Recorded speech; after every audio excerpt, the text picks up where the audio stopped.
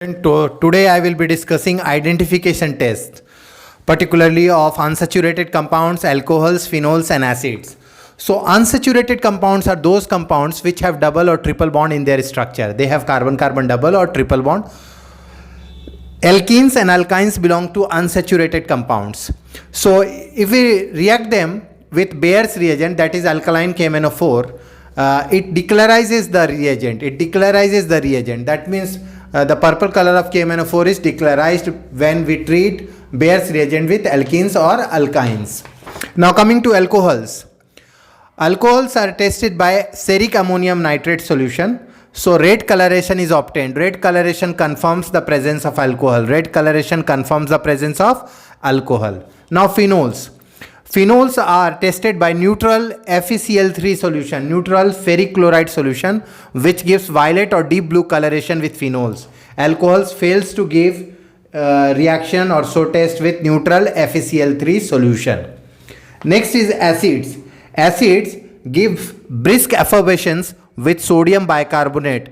So particularly benzoic acid will give this brisk effervescence or any other acid, but phenols will not give brisk effervescence with sodium bicarbonate. But if you have a phenol with 2 or 3 nitro group attached to it, it increases its acidic strength, and that phenol, that means like picric acid 2,4,6-trinitrophenol, will give the brisk effervescence with sodium bicarbonate.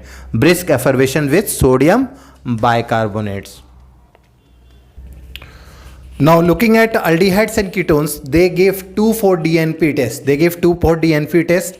If orange precipitate is observed, then we can confirm the presence of carbonyl group. Further, aldehydes and ketones are confirmed by Tollens reagent and Fehling solution, with aldehyde giving Tollens test and Fehling test, whereas ketones fails to give such test. Now 1-degree amines. 1-degree amines undergo carbylamine reaction. It gives foul smell, very bad smelling compound when it is treated with chloroform and aqueous alkali. So foul smelling compound carbylamine or isocyanates are formed in case of primary amines. 2-degree and 3-degree amines do not give carbylamine test. Now 2-degree amines is treated with nitrous acid. Nitrous acid is quite unstable. So we don't add directly nitrous acid. We add sodium nitrite and HCl. This forms HNO3 in situ. In situ means within the reaction, and it gives yellow oily liquid that is called nitrosamine.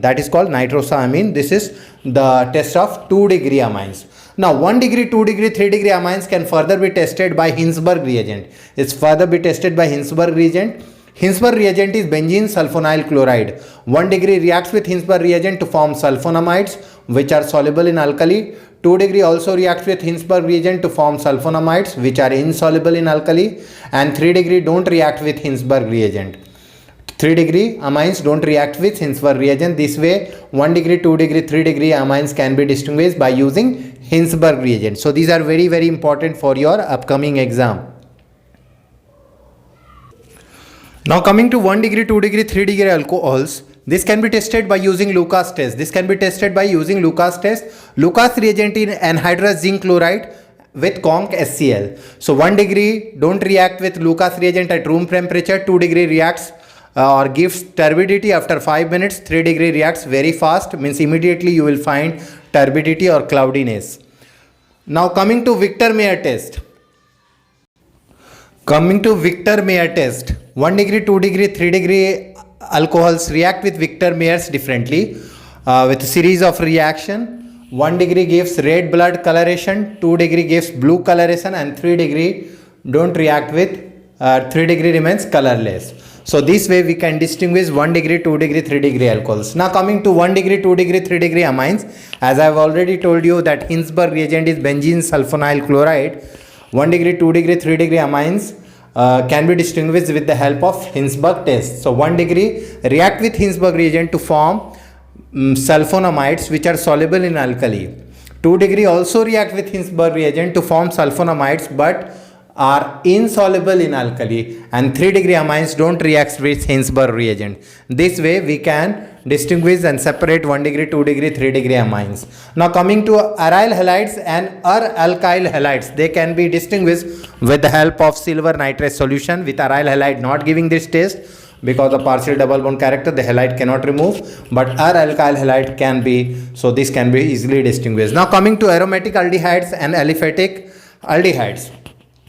So Fehling test is used to distinguish between aromatic aldehydes and aliphatic aldehyde. Aliphatic aldehydes do give Fehling test with red brownish precipitate of Cu2O, but aromatic fails to give because they are less reactive. Now coming to what is Fehling's reagent. What is Fehling's reagent? So Fehling reagent is an equimolar mixture of Fehling A and Fehling B. Fehling A is aqueous copper sulfate, whereas Fehling B is sodium potassium tartrate, also called Rochley salt. So when we mix it in equimolar proportions, these are called Fehling's reagent, and these are used to distinguish between aldehydes and ketones, with aldehyde giving red brick precipitate, whereas ketones fails to give this test. Even aromatic aldehydes do not give Fehling test.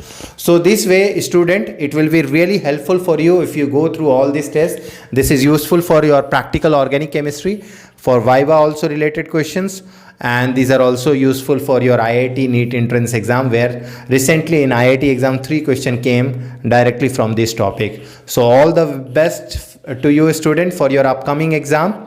All the best for your board exam also, CBSE, and all the best for your upcoming NEET exam. Thank you, student. Do like and subscribe my channel for more such videos in future. Thank you.